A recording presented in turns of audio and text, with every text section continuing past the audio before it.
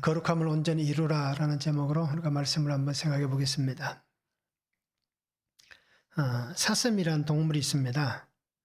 사슴은 우리가 알듯이 굉장히 여리고 가냘프고 그리고 또 약한 동물입니다. 그래서 사슴이 다른 짐승들을 해쳤다. 사슴이 다른 짐승을 잡아먹었다라고 하는 얘기는 아마 들어본 적이 없을 겁니다. 자, 이렇듯 사슴은 남의 것을 빼앗거나 남을 해치지 않습니다. 아니, 해치지 않는 게 아니라 해치지 못합니다. 그래서 우리가 사슴을 착한 동물로 이렇게 다들 알고 있습니다. 그렇게 생각들을 합니다. 자, 사슴은 다른 짐승들 같이 사납지가 않습니다. 사슴은 자기를 지킬 만한 힘과 어떻습니까? 그런 강한 힘이 있는 것도 아닙니다. 그래서 우리가 이 사슴이 정말 어떻습니까? 너무 연약한 존재다라는 것을 알잖아요. 그런데 눈은 굉장히 밝습니다. 귀는 굉장히 멀리 있는 소리까지 잘 듣습니다. 그래서 눈이 밝고 귀가 밝아서 어떻습니까? 자기에게 다가오는 위협을 빨리 이렇게 인지를 합니다. 그리고 사슴은 몸이 날렵하게 생겼잖아요. 그래서 굉장히 빠릅니다. 그래서 어떻게 보면 자기를 지킬 만한 것이 특별하게 없는데도 불구하고 이렇게 자기를 지켜내는 것을 잘 볼 수 있습니다. 그런데 어떻습니까? 사슴을 너로 있는 적들은 어떤 때 사슴을 사냥합니까? 아마 대부분 물 먹으러 나올 때에 냇가에 물을 마시러 올 때에 아마 그 기회를 기다렸다가 그렇게 사슴을 사냥할 겁니다. 자, 이렇듯 어떻습니까? 내가 아무리 좋은 발을 가지고 있어도, 내가 아무리 멀리 볼 수 있는 눈을 가지고 있어도, 내가 아무리 잘 듣는 귀를 가지고 있어도 한순간의 방심은 자기의 생명을 앗아갑니다. 자, 그런데 사슴이 그렇게 물을 마실 때에 방심을 할까요? 아마 방심을 하지 않을 겁니다.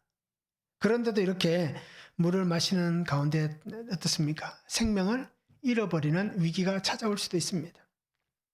자, 이렇듯 우리가 사람이 가지고 있는 지혜, 지식, 아니면 자기만이 가지고 있는 어떤 힘, 이런 것들을 가지고 자신을 안전하게 보장해준다, 자신의 안전을 보장해준다, 자신을 지켜준다라고 우리는 생각하지 않을 겁니다.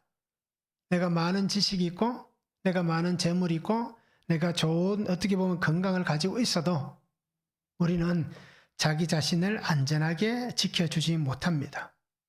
그리고 우리는 항상 생각해야 됩니다. 항상 우리는 연약한 존재이다.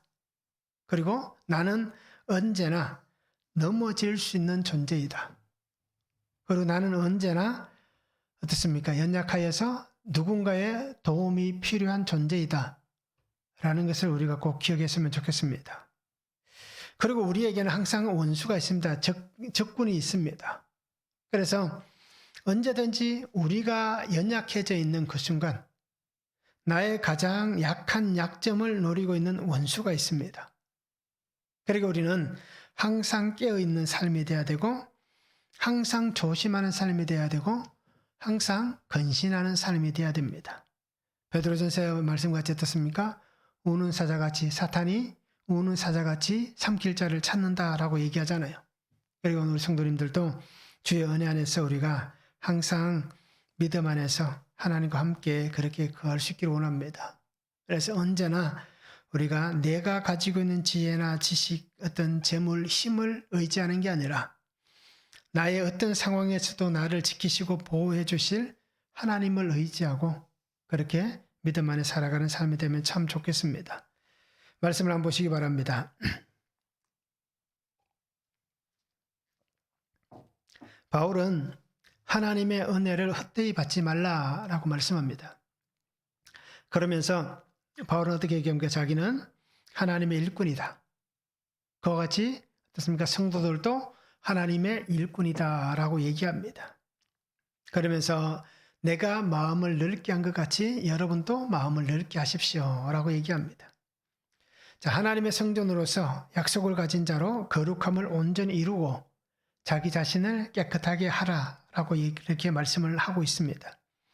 자, 거룩함을 온전히 이루라. 오늘 첫 번째는 은혜 받을 때가 있고 구원의 날이 있습니다. 1절과 2절입니다. 우리가 하나님과 함께 일하는 자로서 너희를 권하노니 하나님의 은혜를 헛되이 받지 말라. 이르시되 내가 은혜 베풀 때에 너희에게 듣고 구원의 날에 너희를 도왔다 하셨으니 보라 지금은 은혜 받을 만한 때요 보라 지금은 구원의 날이로다 라고 말씀합니다.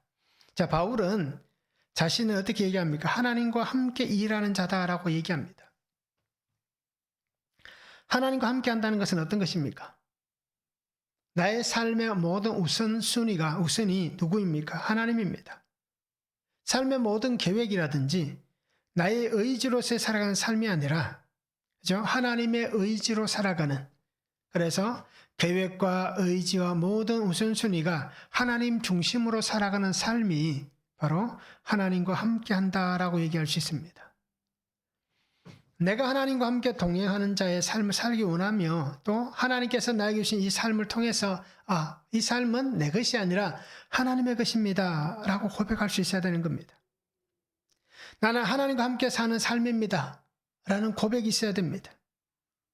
오늘 나의 삶의 주인으로서 나의 삶에 역사하시는 분은 하나님이십니다. 나의 안에 역사하시는 분은 하나님이시고 하나님 안에 내가 살아가는 삶이 되었습니다 라고 그렇게 고백하는 것입니다. 그래서 바울은 오늘 이사야서의 말씀을 인용합니다. 그래서 뭐라고 얘기합니까? 내가 은혜 베풀 때에 너에게 듣고 구원의 날에 너를 도왔다라고 얘기합니다. 지금은 은혜 받을 만한 때요 구원의 날이다 라고 얘기를 하고 있습니다. 자, 하나님께서 베푸신 은혜, 하나님께서 구원의 놀라운 은혜를 우리에게 주셨습니다. 그러기에 모든 것이 하나님에게서 주어진 것이기 때문에 오늘 우리는 나의 의가 나타날 수가 없는 겁니다. 하나님의 은혜이기 때문에 내가 이렇게 내 의를 가지고 이루었습니다 라고 말할 수가 없는 것입니다. 그리고 우리는 구속하신 하나님의 은혜를 붙잡아야 됩니다. 믿음 안에서 신실하게 살아가는 삶이 되어야 됩니다. 함께 하나님의 일하는 자로서 세워져 가는 성도가 되고 함께 하나님의 일을 하는 자로 세워져 가는 교회가 되어야 하는 것입니다. 바로 이것을 하나님께서 원하시는 것입니다. 바울은 하나님께서 나의 생명을 하나님의 것으로 인정하셨다라고 얘기합니다. 하나님의 이 약속, 이 은혜 안에 거하는 이 생명이 하나님에게서 왔기 때문에, 하나님께서 인정해 주셨기 때문에 나는 이 생명의 날을 헛되이 보내서는 안 된다라고 그렇게 말을 하고 있는 것입니다. 그래서 하나님의 약속의 말씀 안에서 나를 온전하게 하실 그 은혜를 붙잡으시기 바랍니다. 지금 주시는 구원의 때에 나의 죄를 드러내시기 바랍니다. 지금 회개함으로 은혜 앞에 나아갈 수 있기를 원합니다. 이것이 오늘 하나님께서 우리에게 말씀하는 겁니다. 은혜 받을 만한 때요 구원의 날이다. 지금이 하나님의 구속의 은혜를 경험할 때란 겁니다. 지금 이 구속의 음성을 듣고 하나님 앞에서 나의 죄가 드러나고 하나님 앞에서 내가 회개함으로 하나님의 긍휼의 은혜를 입고 정말 하나님 앞에서 통회할 수 있는 그러한 삶이 되어야 한다라고 그렇게 말씀을 하는 것입니다. 그리고 우리는 구원하시는 은혜 안에서 복음의 열매가 맺혀진다라는 것을 잊지 않았으면 좋겠습니다. 구원의 은혜 안에서 우리가 생명의 능력을 누리며 살아갈 수 있다라는 것을 우리가 잊지 않았으면 좋겠습니다. 그래서 오늘도 우리에게 주신 이 말씀을 잘 바라보시면서 정말 나의 삶의 가장 우선이 뭔가, 내 삶의 중심이 무엇인가를 다시 한번 깊이 있게 고민해 보시고 그 은혜를 붙잡고 믿음 안에 거할 수 있는 그런 성도가 되면 참 좋겠습니다. 말씀을 한번 적용해 보시기 바랍니다. 나는 하나님의 은혜로 살아갑니까? 아니면 나의 의지로 살아갑니까? 어떻습니까? 하나님의 은혜로 살고 있습니까? 나의 의지로 살아갑니까? 한번 적용해 보시기 바랍니다. 다르게 얘기하면 또 이렇게 표현할 수 있겠죠. 나는 하나님 우선순위인가? 내가 우선인가? 그래서 우리가 한번 깊이 고민해 보시면서 적용해 보시기 바랍니다. 두 번째는 하나님의 일꾼이 되게 하셨습니다. 3절에서 10절입니다. 우리가 이 직분이 비방을 받지 않게 하려고 무엇에든지 아무에게도 거리끼지 않게 하고 오직 모든 일에 하나님의 일꾼으로 자천하여 많이 견디는 것과 환난과 궁핍과 고난과 매맞음과 갇힘과 난동과 수고로움과 자지 못함과 먹지 못함 가운데서도 깨끗함과 지식과 오래 참음과 자비함과 성령의 감화와 거짓이 없는 사랑과 진리의 말씀과 하나님의 능력으로 의의 무기를 좌우해 가지고 영광과 욕됨으로 그러했으며 악한 이름과 아름다운 이름으로 그러했느니라. 우리는 속이는 자 같으나 참되고 무명한 자 같으나 유명한 자요 죽은 자 같으나 보라 우리가 살아있고 징계를 받는 자 같으나 죽임을 당하지 아니하고 근심하는 자 같으나 항상 기뻐하고 가난한 자 같으나 많은 사람을 부유하게 하고 아무것도 없는 자 같으나 모든 것을 가진 자로다 라고 말씀합니다. 자, 바울은 자신에게 주어진 직분, 복음 안에서 자기가 행하고 있는 이 사명, 이것은 비방을 받지 않고 거리낌이 되지 않기 위해서 내가 살아가고 있다라고 얘기합니다. 자, 그렇게 거리낌과 비방거리가 되지 않기 위해서 어떻게 하나님의 은혜 안에 살아가야 하는지를, 또 어떻게 하나님의 은혜 안에 살아왔는지에 대해서 바울은 오늘 3절부터 10절까지 얘기해 주고 있습니다. 자, 하나님 일꾼으로서 하나님 앞에서, 또 성도들 앞에서, 또 세상 앞에서 바울은 나는 부끄럽지 않은 삶을 살았습니다 라고 고백하는 것입니다. 오히려 나는 복음을 가진 자로서, 복음을 맡은 자로서, 하나님의 사명을 받은 자로서 얼마나 많은 고난과 환난을 지나왔는지를 분명하게 오늘 성경에서 다시 한번 얘기를 해주고 있습니다. 바울이 쓴 여러 글에 보면 분명히 내가 어떻게 살아왔다라는 것을 우리에게 잘 말해줍니다. 그래도 오늘 고린도후서에서도 분명히 자기가 겪었던 일들을 이렇게 하나씩 얘기를 해주고 있습니다. 바울의 삶과 그의 복음을 위한 삶을 보면 우리가 분명히 알 수가 있습니다. 그가 얼마나 예수님의 말씀대로 순종하며 살아왔는지, 그가 얼마나 하나님의 말씀 안에 순종하며 가기를 원해서 발부둥 쳤는지, 잠시도 멈추지 않고 끝까지 하나님의 말씀만 붙잡고 그가 순종하며 나왔는지를 오늘 우리에게 특별히 오늘 말씀에서도 잘 보여주고 있는 것입니다. 마태복음 16장 24절과 25절에 보면 예수께서 제자들에게 이르시되 누구든지 나를 따라오려거든 자기를 부인하고 자기 십자가를 지고 나를 따를 것이니라. 누구든지 제 목숨을 얻고자 하면 잃을 것이요 누구든지 나를 위하여 제 목숨을 잃으면 찾으리라 라고 말씀합니다. 자, 예수님께서 제자들에게 그렇게 얘기했습니다. 베드로의 그 고백 이후에 주는 그리스도시요 살아계신 하나님의 아들이십니다 라는 기독론적 고백이 있은 이후에 예수님께서 어떻습니까? 제자들에게 하신 말씀입니다. 누구든지 나를 따라오려거든 자기 십자가를 치라고 얘기합니다. 목숨을 잃는 자는 얻을 것이다 라고 얘기를 하고 있습니다. 자, 예수님께서 제자들에게 하셨던 이 말씀과 똑같이 오늘 바울의 삶을 잘 보시기 바랍니다. 오늘 나온 말씀에도 분명히 기록되어져 있잖아요. 얼마나 하나님께서 자기에 맡겨주신 귀한 직분, 십자가의 삶을 얼마나 그가 아름답게 걸어갔습니까? 정말 하나님께 자기에 맡겨주신 대로 생명을 얻고자 하는 그 삶이 어떻습니까? 내가 내 생명을 잃어도 좋다라는 그 각오를 가지고 생명을 희생하면서까지 맡기신 직분을 온전히 이루어왔던 그의 모습을 오늘 우리는 분명히 볼 수가 있습니다. 그것을 바울은 이렇게 고백합니다. 로마서 8장 18절입니다. 생각하건대 현재의 고난은 장차 우리에게 나타날 영광과 비교할 수 없도다. 바울의 고백입니다. 오늘 나오는 3절부터 10절까지 나오는 이 고난의 모습들, 이것을 로마서에서는 이렇게 얘기하는 겁니다. 이 고난은, 이 현재의 고난은 장차 올 영광과 비교할 수 없다라고 얘기합니다. 그러기에 지금 받는 이 고난은 우리가 하나님의 그 영광 가운데 들어가는 은혜다라고 고백합니다. 그리고 오늘 우리도 분명히 그렇게 고백할 수 있기를 원합니다. 고난과 환난이 고통이고 아픔이 아니라 이 고난과 환난이 오늘 하나님께서 내게 주신 축복입니다. 그렇죠? 하나님의 복입니다. 라고 이렇게 고백할 수 있는 그러한 믿음의 삶이 되면 좋겠습니다. 인간적인 삶의 방법이라면 오늘 바울의 고백같이 또 마태복음에서 예수님이 하신 말씀같이 어떻습니까? 누가 인간적 삶의 방법을 가지고 산다면 이렇게 고백할 수 있겠습니까? 이 고난과 아픔을 누가 견디고 지나가겠습니까? 작은 아픔과 작은 힘든 일만 생겨도 인간적인 삶의 방법을 가지고 살아간다면 모든 사람들은 그 길을 던져버리고 돌았을 것입니다. 왜요? 그것은 불가능한 삶이기 때문에. 그것은 도저히 우리가 감당해낼 수 없는 삶이기 때문에.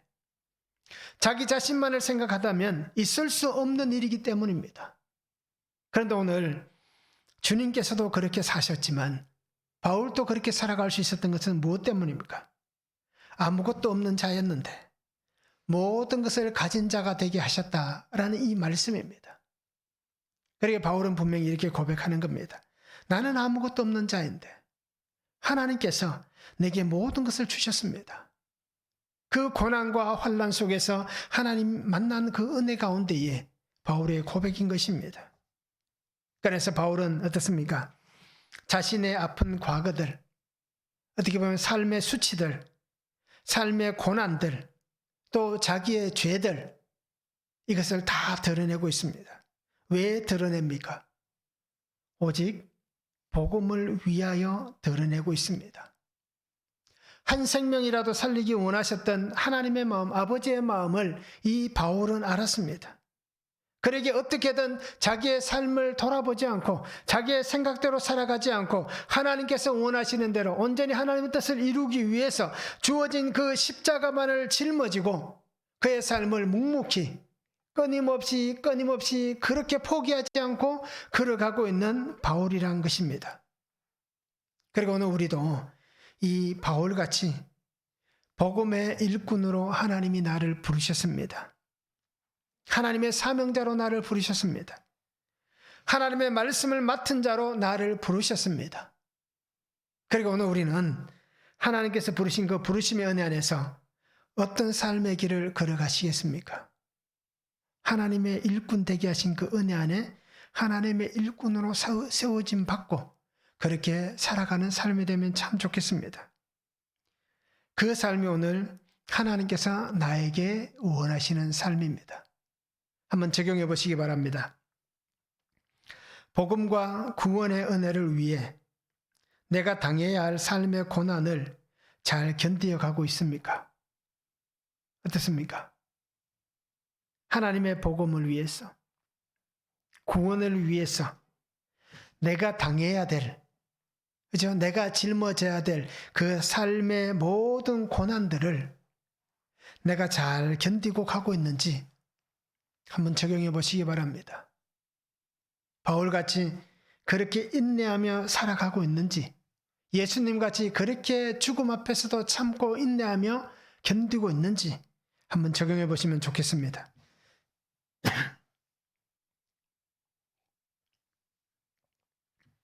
세 번째는 넓은 마음을 가져야 합니다. 11절에서 13절입니다. 고린도인들이여 너희를 향하여 우리의 입이 열리고 우리의 마음이 넓어졌으니 너희가 우리 안에서 좁아진 것이 아니라 오직 너희 심정에서 좁아진 것이니라. 내가 자녀에게 말하듯 하노니 보답하는 것으로 너희도 마음을 넓히라 라고 말씀합니다. 자, 바울은 고린도 성도들에게 우리의 입이 열리고 마음이 열렸다라고 얘기합니다. 마음이 넓어졌다. 자, 바울이 이렇게 말하는 의미가 있습니다. 자, 이 시대 고린도 지역은 헬라 지역이잖아요. 그래서 이 헬라적 표현을 바울이 사용하고 있습니다. 입이 열리고 마음이 넓어졌다라는 것은 우리가 마음에 숨기지 않고 솔직하게 말한다라는 헬라적 표현입니다. 그래서 우리나라는 우리나라 사람들만의 어떤 언어 표현의 그런 방법들 있잖아요. 그래서 어떤 단어나 문장이 우리만 가지고 있는 독특한 표현 방식이 있습니다. 자, 그와 같이 이 헬라 시대에도 이런 헬라적 표현을 가지고 있습니다. 입이 열리고 마음이 넓어졌다. 이것은 마음에 숨기는, 우리가 너희를 향해서 숨기는 것도 없고 어떻습니까? 솔직하게 다 말한다 라는 의미로 사용되었다는 겁니다. 자, 바울은 무엇을 말하든지 어떤 것을 행동하든지 그것을 꾸미거나 거짓으로 어떤 진실을 가리는 그러한 행동을 하지 않았다는 얘기입니다. 그가 하나님께서 주신 이 복음을 받고 예수님을 만난 이후에 살아왔던 모든 삶은 정말 정직한 삶이었다. 솔직한 삶이었다라는 것입니다. 하나도 거짓되거나 어떻게 보면 가식적이거나 위선적인 그런 삶을 살지 않았다라고 얘기합니다. 자기의 삶을 숨기지 않았고 속이지 않았고 사실을 보여주었습니다. 왜요? 하나님께서 함께 하시는 그 삶을 살아왔기 때문에.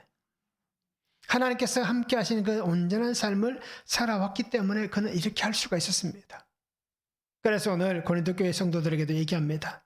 우리가 함께 하나님께서 맡기신 이 직분과 사명 안에서 믿음으로 함께 살아가자라고 얘기하는 것입니다. 그래서 어떤 상황에서도 일어나는 일들로 인해서 마음이 다치거나 상처를 통해서 움츠러드는 일들이 있지 않아야 된다라는 것입니다. 그래서 마음을 닫아버리고 움츠러들어서 사람들을 상대하지 않는 그러한 일들이 생겨서는 안 된다라는 것입니다. 또 그리고 자기만의 어떤 고정관념, 자기만 가지고 있는 생각, 그것을 가지고 모든 것의 기준을 잡아두는 내가 알고 있는 이 범위를 벗어나면 다 아니다, 잘못이다, 그것은 안 된다 라고 얘기할 수 있는 그러한 기준을 잡아두고 살아가는 삶이 되어서는 안 된다는 것입니다. 그래서 어떤 삶의 환경도 어떤 삶의 말들도 모든 것들이 상관없이 오직 어떻습니까?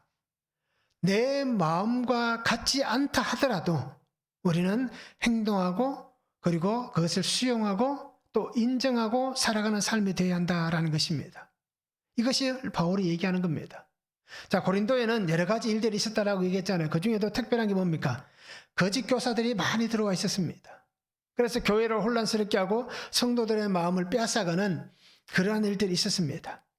그래서 그들에게서 들려지는 여러 가지 이야기도 있었습니다. 그러기에 신앙은 이런 것이다 라는 자기만의 틀을 잡아두고 그것에서 더 벗어난다든지 아니면 자기가 생각했던 것과는 다르다고 해서 그것을 인정하지 않는 그런 삶을 살아서는 안 된다는 것입니다. 잘못된 것은 과감하게 잘라내야 되지만 그러나 그것이 아니라 하나님의 복음 안에서 다양성이 있는 것은 인정할 수 있는 그러한 삶이 되어야 하는 것입니다. 그래서 바울은 얘기합니다. 내가 이렇게 솔직한 것 같이 여러분들도 솔직하십시오. 내가 이렇게 마음을 넓혀서 넓은 마음으로 여러분을 대하듯이 여러분들도 좁은 마음이 아니라 넓은 마음을 가지고 상대방들을 대하십시오 라고 그렇게 얘기를 하고 있는 것입니다. 그러기에 스스로가 자신의 감정과 어떤 요소들로 인해서 마음이 좁아지고 스스로가 위축되어져 가서는 안 되는 것입니다. 원인은 다른 곳에 있지 않습니다. 오늘 바울이 얘기하잖아요. 그죠? 심정에서 좁아진 것이라. 너희 심정에서라고 얘기합니다. 즉, 그 사람에게 있다는 얘기입니다. 문제가 일어나는 것, 불화가 일어나는 것, 또는 어떻게 보면 내가 상처받았다고 얘기할 수 있지만 따지고 보면 자기가 상처를 줄 수도 있는 겁니다. 그러니까 모든 것은 어떻습니까? 다른 곳에 원인이 있는 것이 아니라 바로 자기 속에 그 원인이 존재하는 것입니다. 그래서 바울은 이렇게 얘기합니다. 내가 여러분들에게 이렇게 사랑으로 어떻습니까? 보답하여서 마음을 넓혔듯이 여러분들도 나에게 어떻습니까? 사랑으로 보답해달라고 얘기합니다. 그러면서 서로 이해하기를 원한다. 서로가 인정하기를 원한다. 서로가 함께하는 마음으로 삶을 살기를 원한다. 믿음 안에서 그 사명을 가지고 한 사람 한 사람이 또 온 공동체가 함께 하나님의 아름다운 일들을 이루어가기 원한다 라고 그렇게 권면하고 있습니다. 그래서 하나님 주신 그 마음을 가지고 함께 주의 나라를 아름답게 이루어갈 수 있는 성도들이 되기를 원하는 그 마음이 바로 바울의 마음입니다. 이렇듯 우리도 우리의 마음을 이렇게 했으면 좋겠습니다. 그죠? 상대방을 어떻게 보면 내가 원하는 기준을 가지고 상대방들이 그렇게 했으면 좋겠다라고 만들어가는 게 아니라 내 기준이 아닌 하나님의 말씀의 기준을 가지고 함께 돕고 협력하고 함께 서로가 손을 맞잡는 것입니다. 그렇게 우리가 이것을 잊지 않고 그렇게 믿음 안에 설 수 있으면 참 좋겠습니다. 한번 적용해 보시기 바랍니다. 나는 좁고 편협한 마음입니까? 아니면 이해하고 인정하고 수용하는 마음입니까? 어떻습니까? 내 마음은 더 넓게 보면 나의 어떤 삶의 모습은 좁고 편협한 겁니까? 아니면 이해하고 인정하고 수용합니까? 이것을 우리가 한번 적용해 보시면 참 좋겠습니다.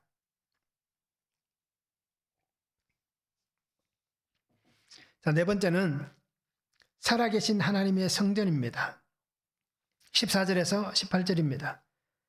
너희는 믿지 않는 자와 멍에를 함께 매지 말라. 의와 불법이 어찌 함께하며 빛과 어둠이 어찌 사귀며 그리스도와 벨리알이 어찌 조화되며 믿는 자와 믿지 않는 자가 어찌 상관하며 하나님의 성전과 우상이 어찌 일치가 되리요. 우리는 살아계신 하나님의 성전이라. 이와 같이 하나님께서 이르시되 내가 그들 가운데 거하며 두루 행하여 나는 그들의 하나님이 되고 그들은 나의 백성이 되리라. 그러므로 너희는 그들 중에서 나와서 따로 있고 부정한 것을 만지지 말라. 내가 너희를 영접하여 너희에게 아버지가 되고 너희는 내게 자녀가 되리라. 전능하신 주의 말씀이니라 하셨느니라. 자, 바울은 성도들에게 얘기합니다. 하나님의 백성으로서 성별된 삶을 살아가야 된다라고 얘기합니다. 성별입니다. 구별된 그러한 삶을 살아야 한다라고 얘기하고 있습니다. 그러면서 이 성별된 삶을 사는 자이기 때문에 우리는 누구다라고 얘기합니까? 우리는 살아계신 하나님의 성전이다라고 얘기합니다. 내가 하나님의 성전이 되었습니다.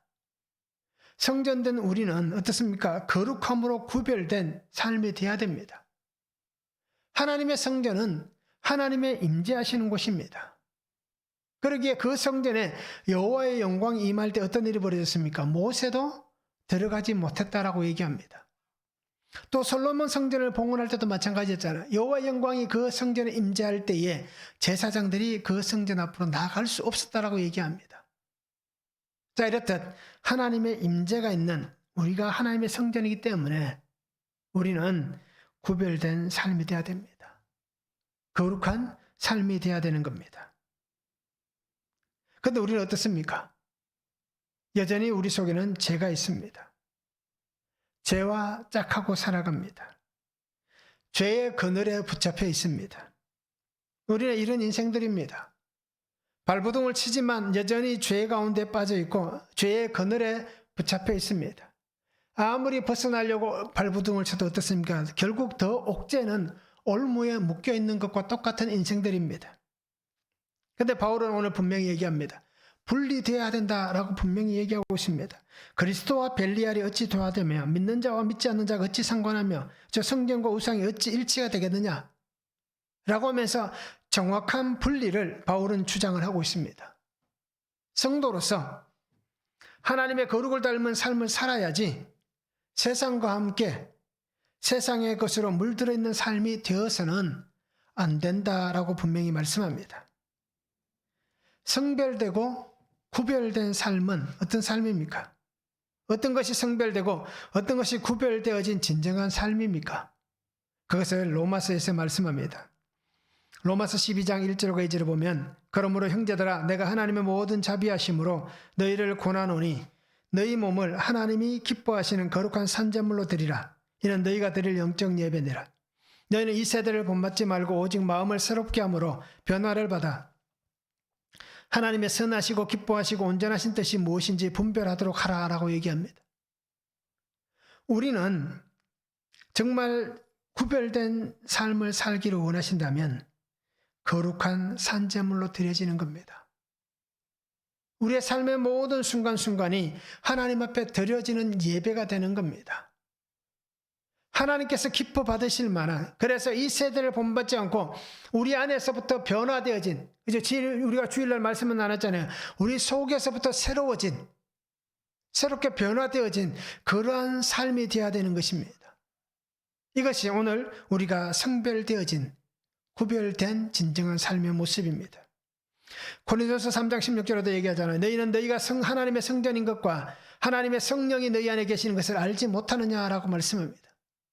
우리 속에는 이미 하나님의 영이 거하시는 자리입니다. 그러게 오늘 우리가 세상과 하나님을 짝할 수가 없습니다. 우리가 세상과 하나님을 함께 붙잡고 있을 수가 없는 겁니다.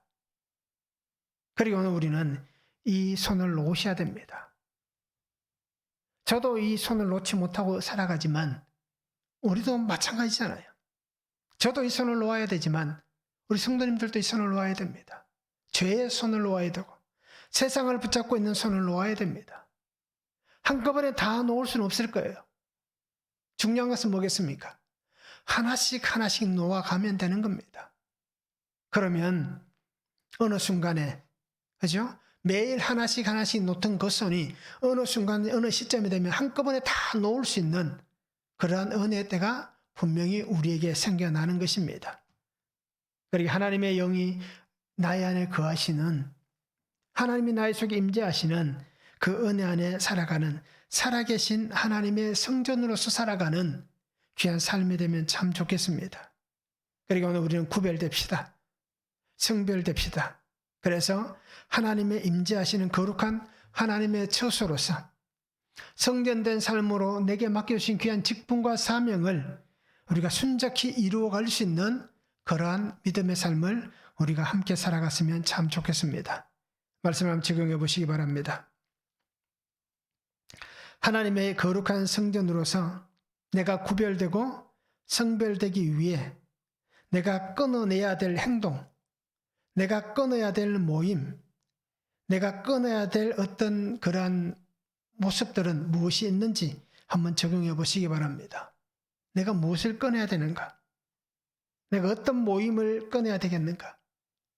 내가 어떤 행동과 어떤 생각들을 끊어야 되는가? 라는 것을 우리가 한번 적용해 보시면 좋겠습니다. 자, 다섯 번째는 거룩함으로 깨끗하게 하라라고 말씀합니다. 1절입니다. 그런즉 사랑하는 자들아, 이 약속을 가진 우리는 하나님을 두려워하는 가운데서 거룩함을 온전히 이루어 육과 영의 온갖 더러운 것에서 자신을 깨끗하게 하자라고 말씀합니다. 자, 바울은 얘기합니다. 약속을 가진 우리가 두려움으로 하나님의 거룩함을 이루기 위해서는 육과 영의 온갖 더러운 것을 어떻습니까? 자신을 깨끗하게 해야 된다 라고 얘기를 하고 있습니다. 자, 육체와 영을 깨끗하게 하기 위해서 어떻게 해야 되겠습니까? 어떻게 해야 우리를 깨끗하게 할 수 있겠습니까? 지저분하다면, 더럽다면 우리 어떻게 합니까? 매일 씻잖아요. 오늘 요즘은 코로나 때문에도 많이 손을 소독하지만 어떻습니까? 손에 지저분한 것이 묻어 있으면 늘 손을 깨끗하게 씻잖아요. 몸에도 더러운 것이 묻어 있으면 몸을 씻어내잖아요, 물로. 자, 그와 똑같은 겁니다.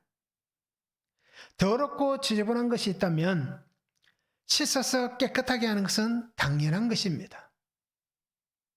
그런데 오늘 우리가 성도로서 살아가면서 거룩함으로 깨끗해야 되는 것은 당연한 것인데 이 당연한 것을 하지 않는다는 얘기입니다. 이 당연한 것을 하기 위해서는 무엇을 해야겠습니까? 날마다 하나님의 말씀을 우리가 묵상해야 되는 겁니다. 말씀의 은혜가 우리 안에 있어야 당연한 것을 당연한 것으로 알고 그것을 우리가 당연히 행동하며 살아갈 수 있다라는 것입니다. 전도서 12장 13절에 보면 이렇게 얘기합니다.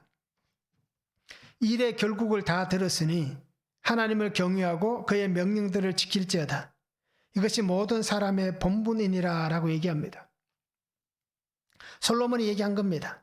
전도서 1장부터 12장까지 이제 헛되니 모든 것이 헛되다라고 얘기하면서 하나님께서 자기에게 주신 삶 또 인생에게 주신 모든 것을 솔로몬이 얘기를 합니다. 그러면서 그 속에서 결국 이 일의 모든 것을 다 들었다라고 얘기합니다.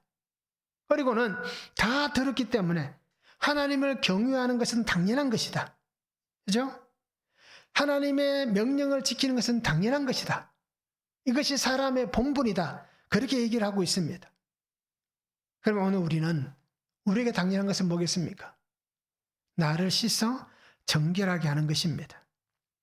요한 1서 3장 3절에도 보면 주를 향하여 이 소망을 가진 자마다 그의 깨끗하심과 같이 자기를 깨끗하게 하느니라.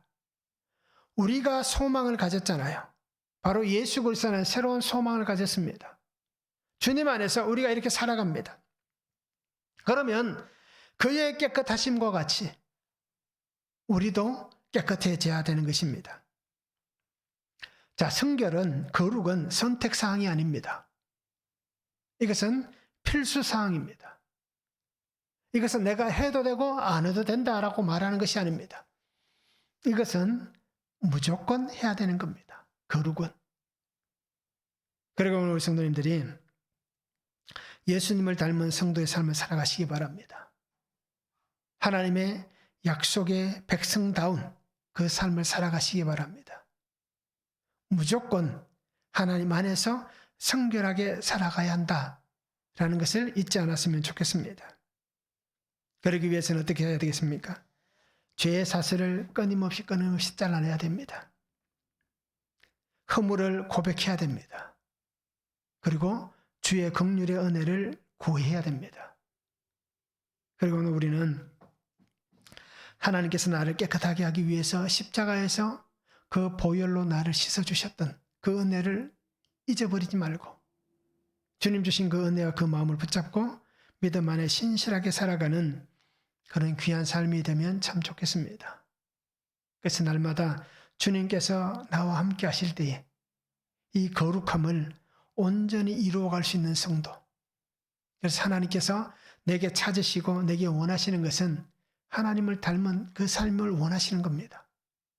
그러게 오늘 우리가 이 믿음을 붙잡고 정말 죄의 모든 사슬을 다 끊어낼 수 있는 그러한 성도들이 되면 참 좋겠습니다. 한번 적용해 보시기 바랍니다. 거룩을 위해서 내가 씻고 깨끗하게 해야 될 나의 죄악은 무엇입니까? 나의 어떤 죄를 씻어내야겠습니까? 나의 어떤 허물을 씻어내야겠습니까? 이것을 우리가 한번 적용해 보시기 바랍니다. 그래서 하나님 안에서 내가 거룩하게 되기 위해서, 그죠? 지저분한 것들을 다 씻어내시기 바랍니다. 그런데 정말 씻다가 못 씻어내면 결국 그것을 잘라내야 될 겁니다. 그러기에 잘라내기 전에 우리가 깨끗하게 씻어낼 수 있는 성도들이 되면 참 좋겠습니다. 자, 거룩한 하나님의 사람으로서 우리는 하나님의 맡겨주신 귀한 복음을 받았습니다. 또 사명을 받았습니다. 그리고 우리는 주의 사명을 위해서 주의 뜻을 잘 분별하고 살아가는 성도들이 되면 좋겠습니다. 하나님께서 구원하신 이 은혜를 함께 나누시기 바랍니다. 하나님께서 우리에게 주신 이 복음의 생명을 함께 나누시기 바랍니다. 나의 것으로 생각하지 말기 바랍니다. 복음은, 생명은 옮겨져 가는 것입니다. 그래서 오늘 주님께서 오늘 나에게 명령하신 이 거룩, 또 나의 삶, 이 복음을 위한 진실되고 정직한 삶을 우리가 살아가시기 바랍니다. 바울의 이 말같이 입을 열고 우리의 마음이 넓어졌다라고 얘기하는 같이 그렇게 우리가 진실되고 정직하게 살아갈 수 있는 숨김없는 그러한 성도의 삶을 살았으면 좋겠습니다. 그래서 숨김없이 다 드러내시기 바랍니다. 다 드러내어서 나를 용서하시는 그 하나님의 은혜 안에 기뻐할 수 있는 성도, 또 그 은혜 안에서 하나님께서 내 죄를 드러내어서 그것을 또 다른 사람을 구원하시기 위해 사용하시는 귀한 하나님의 약재료가 되어 쓰임받는 그러한 성도들의 삶이 될 수 있기를 주님의 이름으로 축원합니다. 기도하겠습니다. 사랑의 아버지 하나님 감사합니다. 오늘도 주시는 말씀을 바라봅니다. 주의 은혜 안에 거하게 하시고 주의 능력 안에 거하게 하여 주시옵소서. 아버지 하나님, 주의 말씀의 은혜로 우리를 거룩하게 구별하시고 거룩함을 온전히 이루어가기를 원하시는 아버지의 그 뜻 안에서 신실하게 정직하게 또 아버지 하나님 주신 그 은혜를 통하여서 거짓됨이 없이 아름답게 살아갈 수 있는 귀한 성도가 되게 하여 주시옵소서. 그래서 날마다 하나님과 함께 동행하는 삶이 되게 하시고 하나님께서 역사하시는 귀한 역사의 통로가 되게 하시고 하나님께서 나를 통하여 이루어가시는 구원의 놀라운 일들에 쓰임받아서 하나님의 아름다운 일들을 선포하는 믿음의 거룩한 자의 삶이 되도록 아버지 하나님 축복하여 주시옵소서. 함께 하실 하나님을 기대합니다. 더 크고 놀라운 은혜 역사들이 날마다 삶의 자리 위에 넘쳐나도록 주님 축복하여 주시옵소서. 감사를 드리며 예수님의 이름으로 기도하옵나이다. 아멘.